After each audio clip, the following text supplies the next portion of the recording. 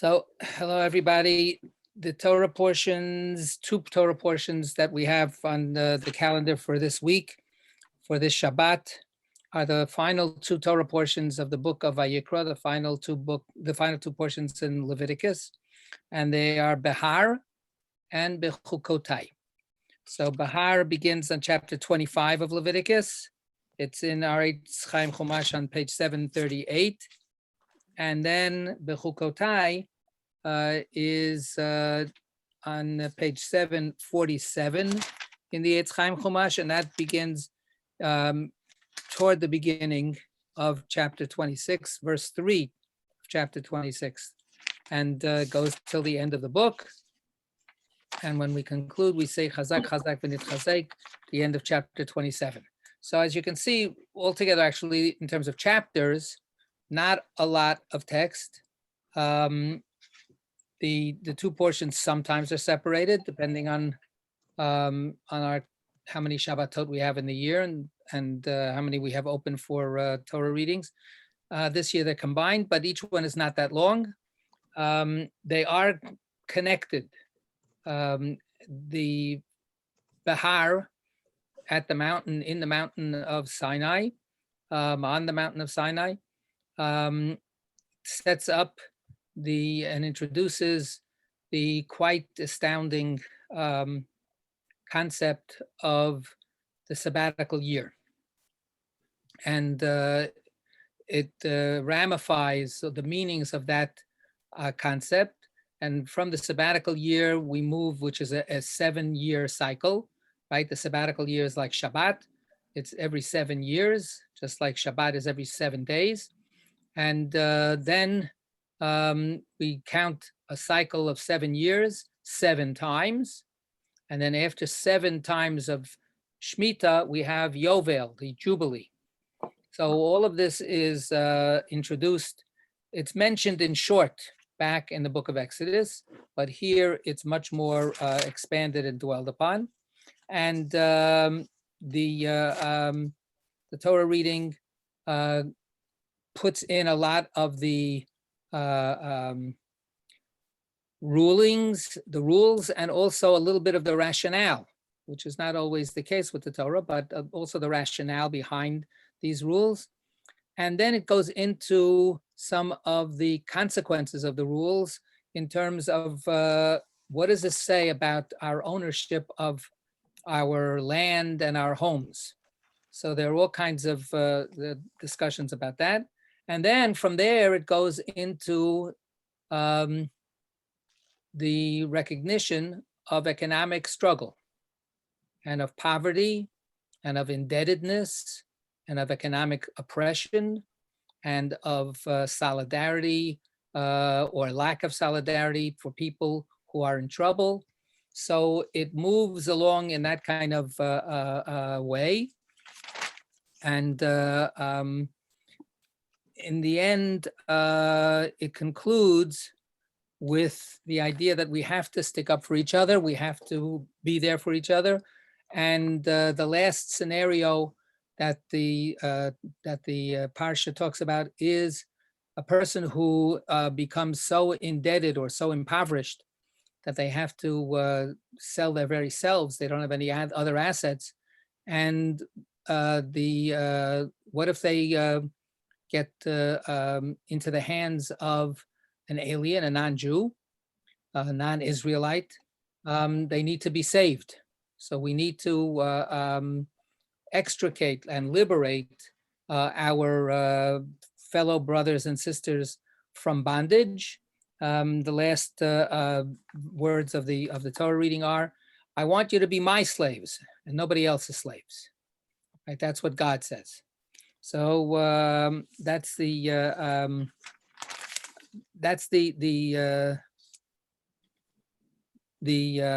of the Torah reading, and then there's a little coda.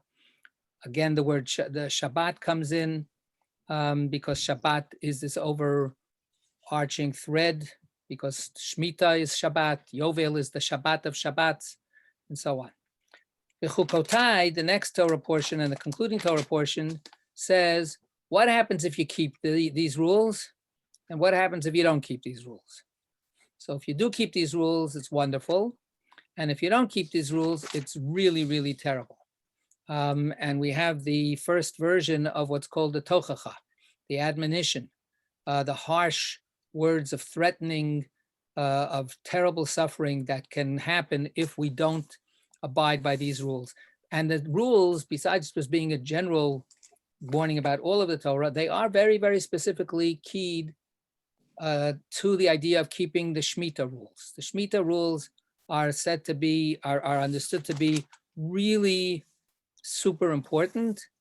And God keeps saying in a kind of a bitter way, and if you really don't listen, then kick you out of the land, and then the land will have its Shemitah. If you can't abide by doing Shemitah, then I'll kick you out, and the land will have Shemitah automatically. But I want the land to have Shemitah. I want the land to rest. I want the land to be respected. And if you can't do it, then out you go. So there's a really terrible catalog of pain and suffering and tragedy that will ensue if we don't follow these laws. And then the last part of the Torah reading, chapter 27, goes into delineating what happens if people make kind of general promises of donations in certain ways, in certain kind of language. It's called arachim. And so we have a listing in the Torah. If you don't say exactly how much you're giving, I'll tell you how much you're giving. And there's a whole discussion about that, and assessing and estimating the value of things, and that's the taking seriously one's pledges to the sanctuary and to God. And that's the end of the Torah reading. So that's my inadequate summary of these two parshiot. And the truth is that there's a tremendous amount of stuff here.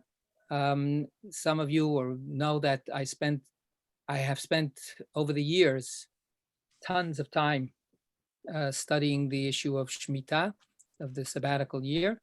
There are so many aspects to it, and I think it's a pretty important thing. And there's not, we're not going to be able to do justice to any of it. So as I usually do, I invite anybody, if you have a particular piece of any of the Torah readings that you want to focus on, then speak up or take a Shabbaton and just, sit back and relax. What is the Bible's attitude towards slavery? That's a very complicated question. They talk about slaves, but what's there? Right. So I'm gonna beg off that answering that question. No. And we have talked about it other times. It comes up throughout, the Exodus story, where it seems that the Torah is very, God is very dedicated to freeing people from being slaves. But is it only freeing Jews from being slaves? What about everybody else? The tradition recognized that there are two kinds of slaves, the Hebrew slave and the non-Hebrew slave. So the Torah seems to definitely tolerate some kind of institution of slavery, while it tries to mitigate it and change the institution of slavery at least for Israelites, for Jews, into an indentured servant situation where you can get out of it. Slavery in and of itself means that you have no escape. You're completely dependent on the will of your master. What the Torah insisted was, no, if it comes to a Hebrew slave, if it comes to an Israelite who becomes a slave, it doesn't only depend on the will of the master. There are certain times when the slave will have to be set free. So there are all kinds of rules, both in Exodus and here, and then in Deuteronomy. And I've also written about it also. Yes, it would be from our virtuous perspective, it would be really nice if the Torah just simply said no slavery anywhere ever for anybody. But it didn't do that. In my view, it laid the groundwork for a process that started eliminating slavery. And unfortunately, that process has not finished, not in terms of the Jewish people, but in terms of the world. There's a lot of slavery out there to this very moment. So it's an obscenity that human beings seem to be very wedded to. And the more we think about our own history in the United States, the more we start looking at what's going on, the more we realize how crucial slavery as an issue was in so many ways of how we organized ourselves, how we defined ourselves, in terms of the states, the South, the North. I was just reading a little something about Texas, and Texas was originally Mexico. And guess what? Mexico outlawed slavery way before the United States did. And one of the big pushes to get Texas to be an American, a United States territory, and then a state, was because the southern states wanted more place for their slaves to be still slaves. And if slaves ran to Mexico, Mexico had a rule: anybody that's a slave that runs to Mexico, you're immediately free. So God forbid we should be able to tolerate such a thing in the great United States of America. So our wonderful state of Texas, which gives us such nachas to this very day, was actually in large measure created by the desire of our fellow Americans to continue to perpetuate and promote slavery. So slavery is a big topic, but that's as much as I'm going to devote to it for today, with your permission, because there's other things to do. So I do have a couple of suggestions to make. There are two texts that I have available that we might look at. One text is about the famous question, Ma inyan Shmita etzel Har Sinai? Why is Shemitah, this is a rabbinic question, why is Shemitah introduced in our Torah reading as being taught by God on Mount Sinai? I wrote about this a little bit in the Torah Sparks.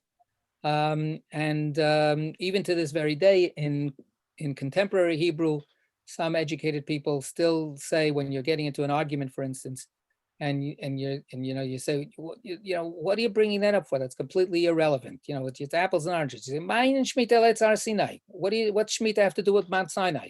One thing has nothing to do with the other. So what's wrong with you? So this is like a critique. So the rabbis asked that question. They said, why does the Torah here specifically say that Shemitah was given at Mount Sinai when the whole book of Leviticus has been presented as taking place not in Mount Sinai, but in the tent of meeting? That's where Vayikra, the beginning of Leviticus, God calls to Moses and says, come into the tent of meeting so I can give you the rest of the rules for this whole book.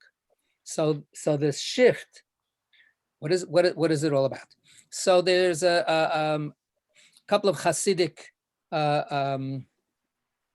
teachings that are of some interest. I think we might go into something like that. That would be one possible thing to do. Another one is that there is, as I said, there's this kind of shift after going through, let's have the land rest and all that kind of stuff, going into a little bit more of a dark picture of what happens in the world, where we talk about people getting impoverished or so on, but also the Torah talks about cheating in business, specifically about Shemitah and Yovel, where the Torah says, you know what? One of the consequences of the fact that we have this 50-year cycle is that in the 50th year, the Jubilee, everybody's land goes back to their original owner. Because when the Israelites come into the land of Israel, the land was divided up. Each tribe got its own little section, and then each family within that tribe got its own section. So their own estate, their own achuzah,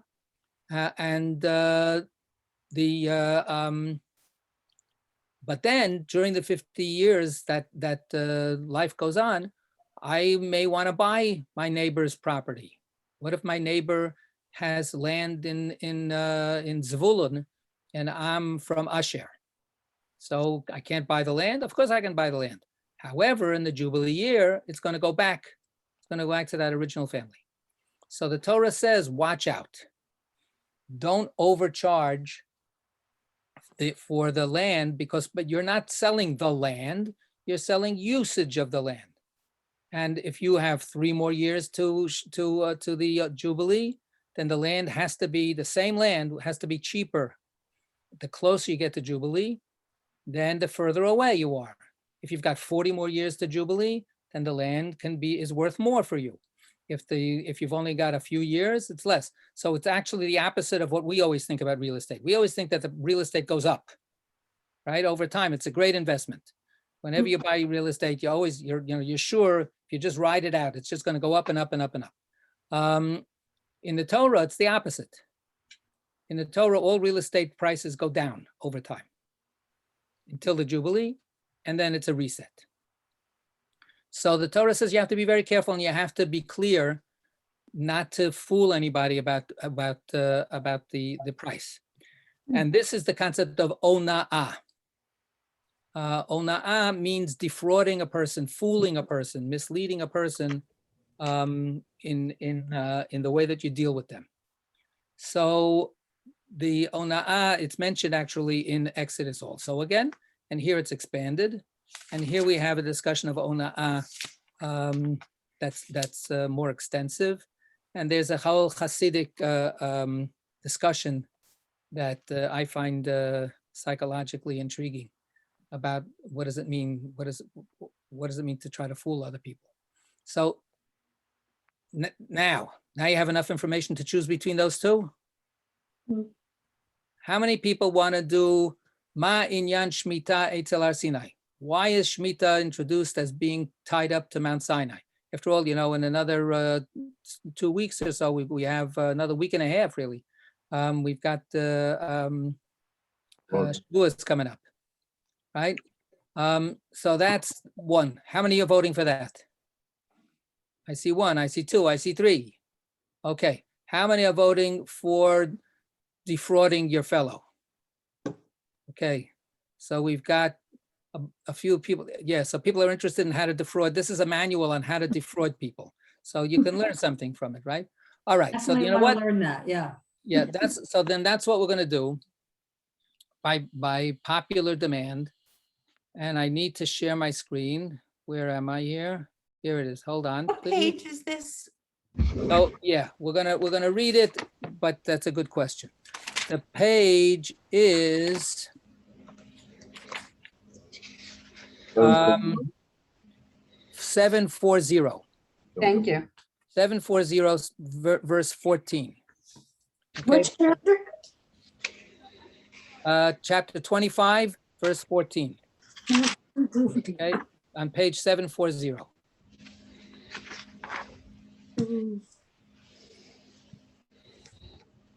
Okay, so here we are. Can you see that? Yep. Okay, so let me. Needs to be, yeah. Yeah. Trying to make it so that it's big enough to actually read it also. Okay, That's good. so this is a teaching, and it's about ona'at dvarim, defrauding verbally. So here are the 2 verses. I have them already just on this piece of paper. Who wants to read it for us? I'll read it. Okay, I want to warn you. The reading, this text is actually a little dense. It's a little tough. But so if it's tough to read, it's not your fault, it's my fault. Go ahead. And when you sell something to your fellow or buy from your fellow, each of you, do not mislead, defraud your brother. Okay, let's have somebody else read the Eitz Chaim translation. Audrey, you have it there? Just remind me what page it is. I'm on the, 740, and what's the, 14, verse? 14. Okay, when you sell property to your neighbor or buy any from your neighbor, you shall not wrong one another. Okay, so that's the word wronging is lo tonu, right? Do not do ona'ah. So tonu is the verb, ona'ah is the noun, right? The wronging, the misleading, the defrauding. Okay, so that's one verse. And then a couple of verses later, verse 17, go ahead, Sarita. And each of you do not defraud your fellow, but have reverence for your Almighty God, for I am the eternal, your Almighty God. Okay, verse 17, Audrey, you got it? Yep. Do not wrong one another, but fear your God, for I, the Lord, am your God. Okay, so it's twice. And if we want to look in the Hebrew, we see that there's a tiny difference. One says, do not wrong or defraud or mislead your brother, ish et achiv, right? One person and their brother, literally, right? Or kinsman, sometimes it's translated as. Here it's translated as neighbor. And then the next time it says, Amito. ish et amito, right? Each person and their amit, which means their fellow, their comrade, their partner, their accompaniment, person, somebody that they have some kind of connection to. So, okay, so those are the two things. So there's a long discussion in rabbinic literature about what does it mean, this defrauding or this wronging? What does it consist of? So one way of looking at ona'at is that it's ona'at ksafim. It's about monetary cheating. So that's part of what I was saying before, like charging too much for the field that you're selling or charging too much for anything. And the rough measure for that is 1/6, so 16.5% above the market rate.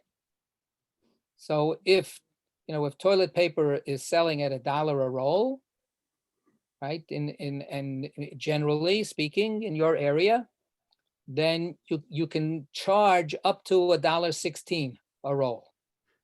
But charging $1.17 is price gouging. So that's what ona'ah is that's one of the ways that you're not supposed to treat your fellow, right? And that's taking advantage of them to a certain degree and so on. But we're not going to look at that.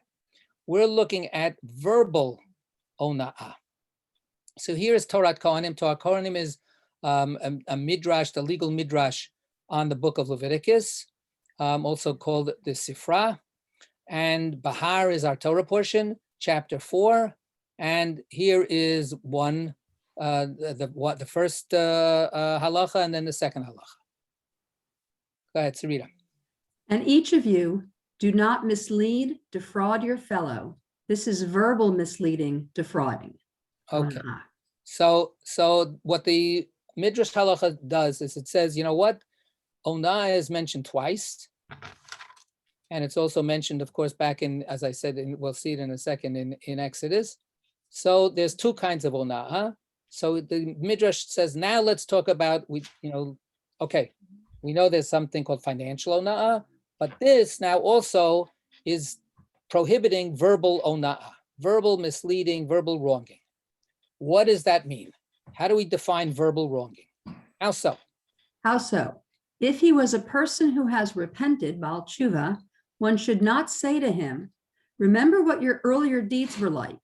And if he was a child of converts, one should not say to him, remember what your ancestors did.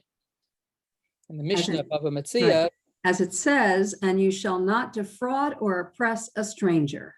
Okay, so there's here two examples are given, and there are other examples that are given in the Mishnah in Bava Metzia, but here we have the idea that watch how you talk to people. So when we read this, what are we being warned off? What are we being told we really should not do? This is like always reminding people, what you did way back when, even your ancestors, right? As opposed to what their behavior is like now. Right. So people, and of course this is well known. Hold on a second. I'm just getting that out of the way.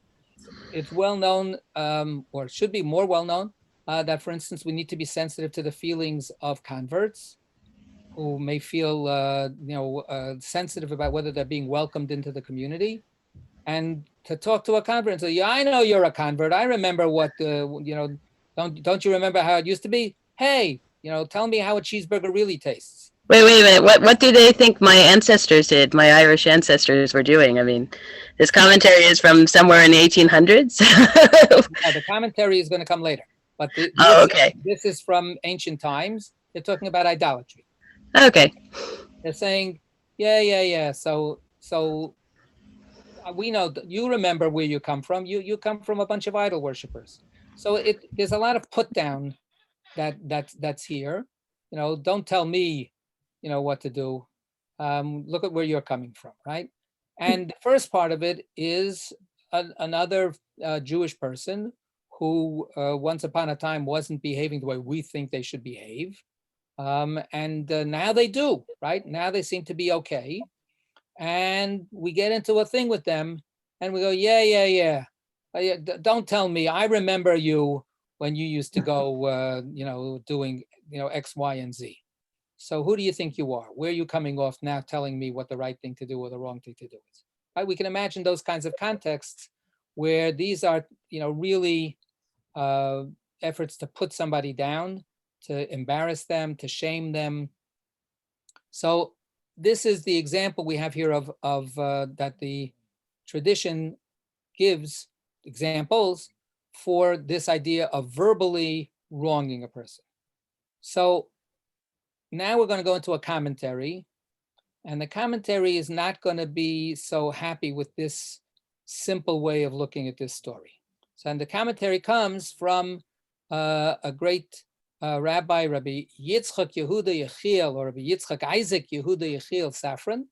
He was the Komarna Rebbe, and he was a great Kabbalist, a great Hasidic teacher, and he wrote many important works. And this is called Asiri Taifa, and it's a commentary on this Midrash Halacha. So here we go. If he was a person who has repented, etc., our teacher asked, aren't such words insults and humiliations rather than defrauding someone? This is simply evil speech. Right. So the teacher is asking a simple question. What kind of examples are being this ona'ah, when I try to get by you, I try to charge an extra couple of pennies on a roll of toilet paper. I'm trying to fool you. I'm trying to manipulate you a little bit, take advantage of you a little bit. What's this all about? He says, this is just disgusting. This is not ona'ah. This is lishna bisha, evil speech, lashon hara. This is just, shame on you. That's what we're talking about that you have to be careful about. So he answers. And he answers that when he says this to him, he presents himself to him as if he were praising him for having repented from those things, no longer acting like his previous behavior, nor like that of his ancestors. But in his heart, he is defrauding him, for his whole intention is to degrade him.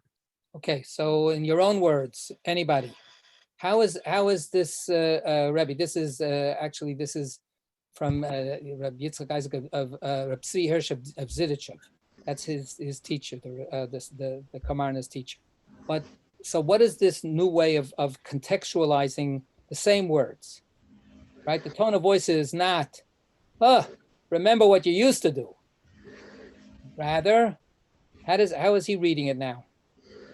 He's playing on his psychology in order to manipulate him to get what he wants. When it's the same words, how are the words being spoken? Can I say it just sounds like a witnessing up, or somebody praising somebody who's witnessing, or something like, oh, you were such a terrible person and now you've come to God. and etc. But the intention is to draw more attention to the past than the present. Right.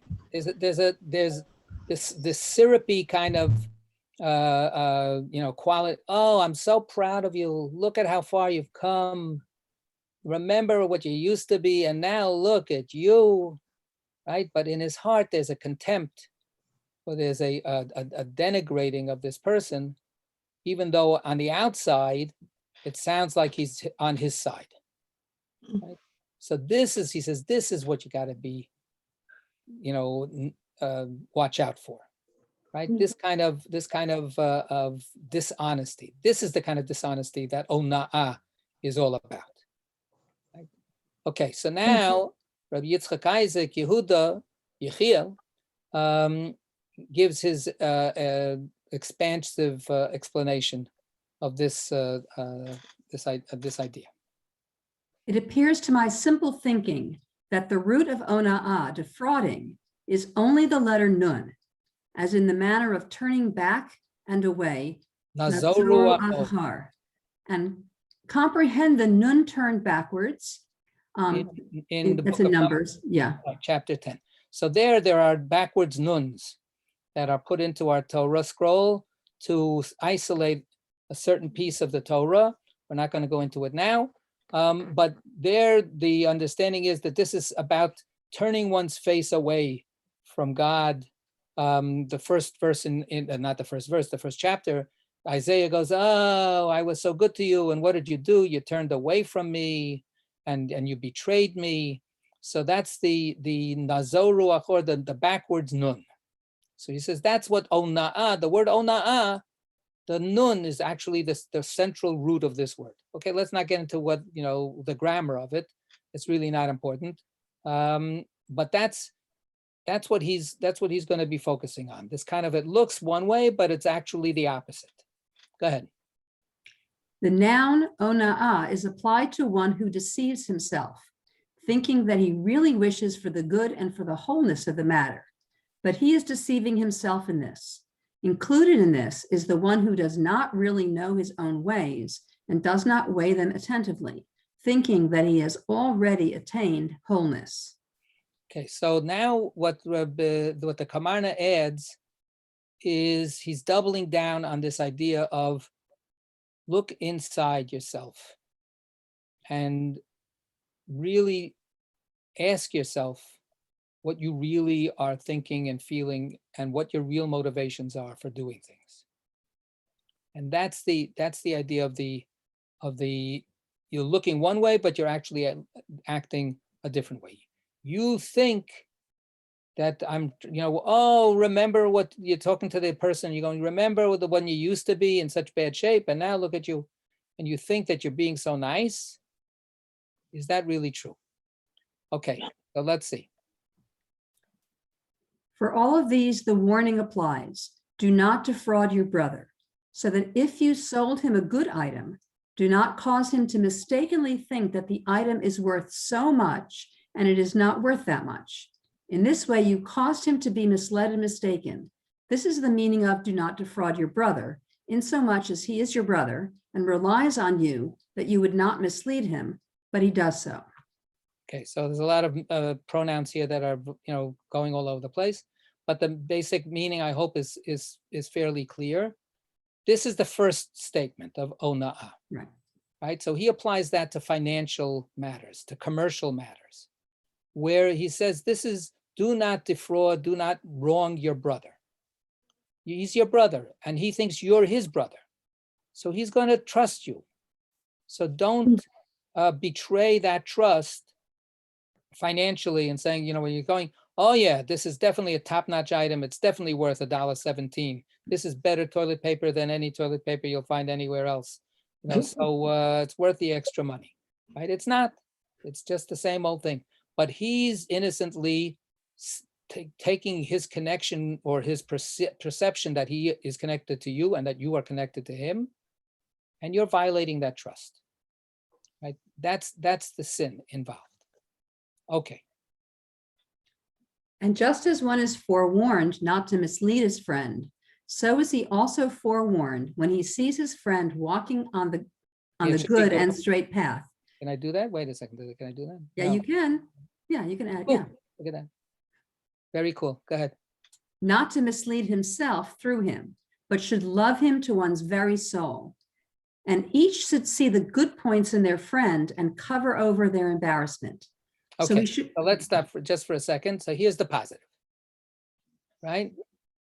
So he says, don't just lie to your friend. Don't just, you're not just warned not to lie to them and so on, but also work to appreciate another human being. Work not to be jealous, work not to be envious, work not to be negative about another person, right? See all the good points, see that they're doing okay, and don't only not embarrass them, but try to help them not become embarrassed by anything else or by whatever else is going on, right? Have the other person's back. That's what you should be doing. Okay, go ahead. and each, so he should, all right, so he should not fool himself by saying about his friend, he has done some ugly things while I am innocent of those things. And in this way, I am greater than him, and he is nothing compared to me. But truly, the greater one is from one's friend. His evil inclination is even greater. Means that he makes himself greater from by denigrating his friend, for he believes in his mind that his friend is less. Right. So he's saying so many people, how do they aggrandize themselves? By putting somebody else down. Yeah. So this is, he's reading a statement in the Talmud, Kol hagadol mechaveiro yitzro gadol himenu, right? Which means in its regular straightforward context, that the greatest people actually have the greatest Yetzer Hara. So the people that are the biggest, most, movers and shakers and so on, they actually have the most danger of falling into their evil impulse. So that's, and of course, unfortunately, we see that, all the time. All the scandals that come up about this CEO or this person misusing taking their power, as a tool to harass, abuse other people. That's the regular warning that the Talmud says. But he now reads it differently. He says, Kol hagadol mechaveiro, a person who makes himself great on the back of his friend by pushing himself over his friend, by denigrating his friend in order to make himself great, right? Yitzro gadol himenu. His yetzer, his evil impulse, is greater than his friends and is greater than himself. So he's warning about people who are being, who are giving an ayin hara, right? Who are looking at other people with that kind of jaundiced eye. Okay. Certainly, he should reliably know that actually his own evil impulse is greater. I think is greater than his friends, for it draws power from him, from he himself has empowered his own evil impulse. That should have been, I think, for he himself has empowered his own evil impulse. this is so great. This is so great that we're doing this. This is like doing double work here. Right. Well, on the second line, it should have been on the second line, it should have been his friend, not his friend. Anyway, let's see. But he deceives himself and does not see his own blemish. And when he thinks that his friend is fooling himself or he has done some things, this is really his own mistake. All right. So now he's going into another thing. He's saying nobody's perfect. So the friend may have done something, right? But this is, like a kind of a, it's not quite Schadenfreude, but it's because Schadenfreude is when you get punished for doing something. But it's like really taking pleasure in the fact that, oh, if I can see that my friend actually did something wrong, look at how much greater that makes me. And then I can be the advisor, and I can be the mentor, and I can be, the admonisher, and I'm all for a good cause, right? But really, what it is it's poisoned by the person's own need to feel that he's okay by saying that the other person's not. I mean, there was a book like that once, right? I'm okay, you're not. Right. No, I think it was I'm okay, you're okay. So it strikes me, I mean, if we're talking about, this financial frauding and then this verbal frauding. So the financial one was set up that you're overcharging. But it would seem to me that the financial situation that's more comparable to this kind of frauding is one where you sort of convince somebody that something that they have is less valuable than it really is. And so you can buy it for them for less. That's also included. Yeah, that seems more And comparable it's to the this. same, it's the same 1/6. Yeah, Right? And we have that all the time also. People that are constrained for all kinds of reasons have to sell off stuff. And you buy it, for pittance. And you go, well, I did him a favor. I gave him something, somebody else would have given him even less. That's part of Ona'ah also. Yes. And I think it works both ways. Yep. Okay. keep going. Yeah. This is the meaning of do not defraud your fellow, ish et amito. So this is the me- second one. This is the second phrase where it's changed from brother to fellow, right? To compatriot. Et means along with. Do not fool yourself along with your fellow by thinking that your friend has done some improper things while you are at peace with your own mind, revealing it to your friend, Yeah, you caught that, huh? and thereby sometimes saying to him what is in the depths of your heart. Remember your earlier deeds. But actually, when you think that your friend is fooling himself, this has been drawn to you because of your own mistakes. This is the meaning of do not defraud your fellow, ish et amito. Ish et amito. Right. Defraud yourself with your fellow. So what he's saying here is, in this case, there's a friendship involved, and you're putting your arm around the person and you're confiding in them, right? And you're saying these words gently. You're not like yelling at them in public. You're not embarrassing them, but you remember what this is what got you into this trouble. You've never really shaken what you used to be like, or something like that. I know. So this is now the Kamarna is saying, hold up. When you catch yourself doing that, look into your own heart and find out whether this is something that you're projecting, right? I guess that's the words that we use sometime, right? That the sages had another phrase, kol haposel v'mumo posel. When somebody criticizes somebody else, they always criticize them about something that's wrong about their own selves, right? And then we always, takes one to know one, right? We can use this both ways. This can be weaponized from all angles. But what he's trying to say is a person who would want to actually be thoughtful and honest. Anybody that wants to be a crook doesn't care whether it says lo tonu or not. Don't defraud your neighbor, right? Thank you, but that's my living. I make my living by defrauding my neighbor. So, that's not going to be the verse I'm going to be appealing to. But people who want to take this seriously, people who want to be honest. So what the Kamarna is saying is be honest with yourself. Really, really, very, very, strictly and deeply. Rabbi? Yeah. I'm just curious because I don't see this situation come up very much, but would it extend to say this is something in my friend circle that came up very recently, like somebody doesn't know whether to get a divorce or not, and suddenly every one of us has our own opinion, like we know exactly what she should do in her circumstance. So is that kind of a similar thing, like just thinking we know that much more, and yes, she'll be happy to hear our advice and act on it? And I think good example. I think that's his warning needs to be taken very seriously, right? Before somebody jumps into to giving advice to the other person, and which is always easy for the other person, right? Your own struggles are always insoluble, and the other person who has the very same struggle, you see the solution like instantaneously. yeah, I think that this would be a very, important red flag. Wait, hold on a second. Be a little slow in going through this, and and just measure out.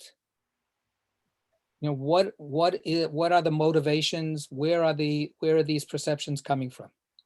So I want to ask, what does this have to do? I'm going to ask it sort of like, ma inyan na'a etzel shmita, right? What does this actually have to do with the overall theme of the sabbatical year? Is it just, one thing leads to another, but by the time we get to this, it's like 10 degrees of separation and they're not really connected? Or is there a connection? Is there a line that works from don't work the land every 7 years and all of the different rules that apply there?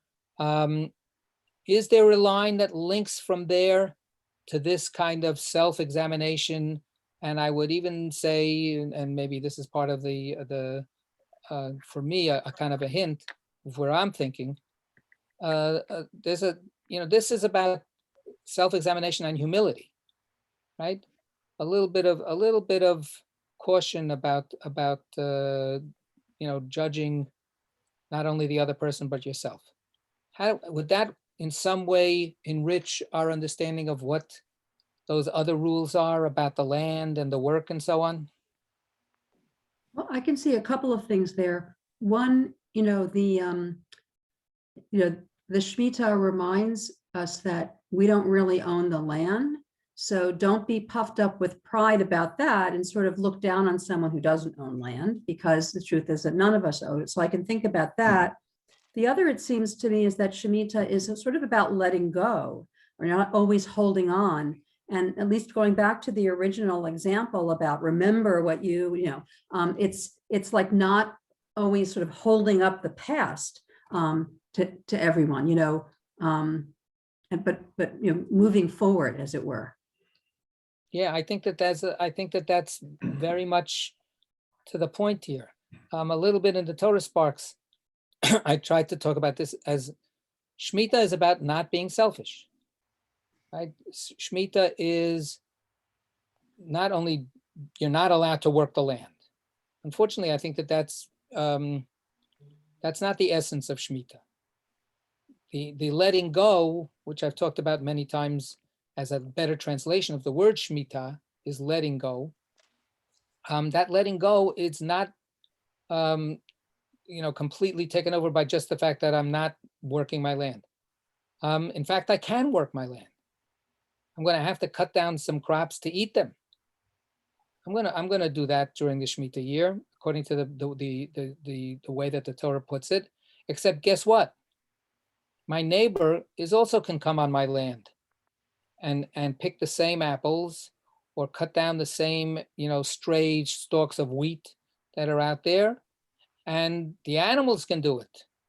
Right? This is the first picture of Shemitah is about the fact that we are all in the same boat. And psychologically, that's very much what this, saying, this teaching may be a little convoluted, but basically it comes down to, don't kid yourself.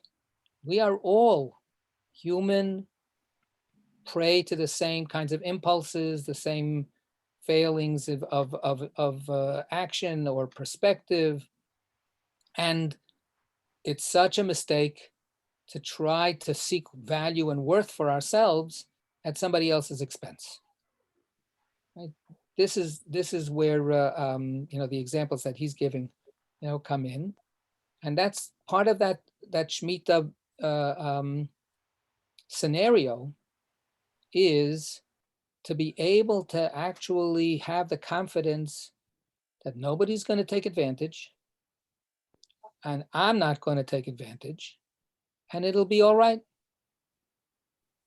That we can make space for each other, and yet we'll all be v'yashavtem betach b'artzachem. That's the description that the Torah gives, both in Behar and in Bechukotai, is the result of keeping Shemitah is that you will actually feel more secure. you'll actually feel fine.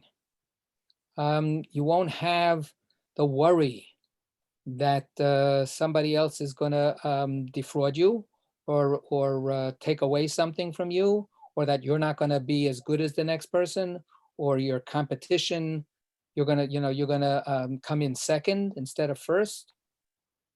Right? All of that kind of motivational stuff that drives so much of our own society. Shemitah is saying it really is possible to live without that. Any other comments about this?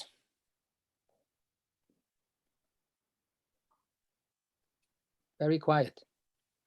So I want to just point another thing out, which is that Shemitah is temporary. Right? Shemitah has all of these wonderful values to it. But after the 7th year is over, we go back to cutthroat capitalism, right? So Shemitah is not like a once and for all declaration by the Torah. Let's, make utopia in the world. It is a utopian concept, but it's the Torah struggles, and this comes back to to Susan's question about slavery. When does the Torah actually put its foot down and say there's a certain amount of injustice that is just intolerable, unacceptable? No. And when does the Torah say, you know what? Human beings are so fallible and human beings are so fragile that if we make this ultimate demand right away, guess what? Nobody will accept the Torah from the beginning, and it'll be a lost cause. So, there's a back and forth in the Torah. We're going to celebrate again Shavuot soon. We actually accepted the Torah, and that's part of the Torah's, needs. In order for the Torah to be here, literally, this is obvious, but it's not so obvious. In order for the Torah to exist, it had to be accepted. So, how do you get something accepted, right? This is like every time in Congress, when they have a bill, right? This is what they struggle with, right? Do we pass the the $1.9 trillion package, or do we go for a $4 trillion package? So Shemitah, in the way I see it, the fact that it's not across the board. Let's recreate perfect society. It doesn't do that, but it does say, but you can do it once every 7 years. You can take a break, and then afterwards you'll get your land back. You'll get your farm back. But meanwhile, try this for a while. And then the question is it supposed to actually have an effect afterwards? It would seem yes. I mean, it would seem that. It would seem yes, but I don't know if it ever did. Right, but from this is like, just step back from time to time and just think about what you're doing while you're doing it. And that should last for a bit, right? The fact that you've had to let go and let other people on your land should make you think about the land differently when you're able to keep them off of it, right? So coming back to the core word that is used again and again, we also have a temporary utopia every 7 days. How much has that caught on? How much does that change us the rest of the week? How much do we embrace Shabbat and then let that somehow mold us beyond Shabbat? These are questions that we could ask ourselves. Mhm. David, yeah. I'm thinking about this, and I observe that, of course, we get to keep our car, our ox, and our cash on the one hand.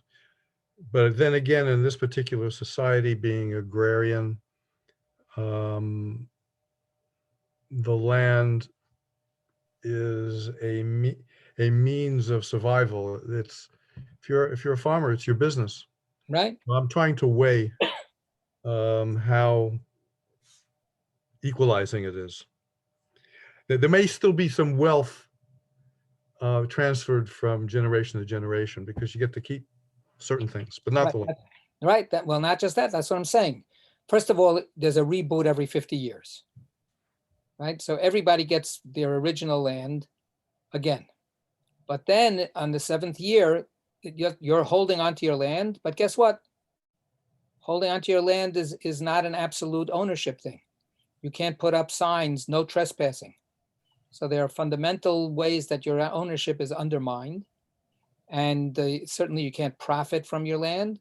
So all of that kind of stuff is out.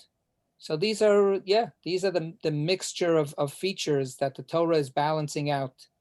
It's not creating complete, total, communist, socialist, whatever.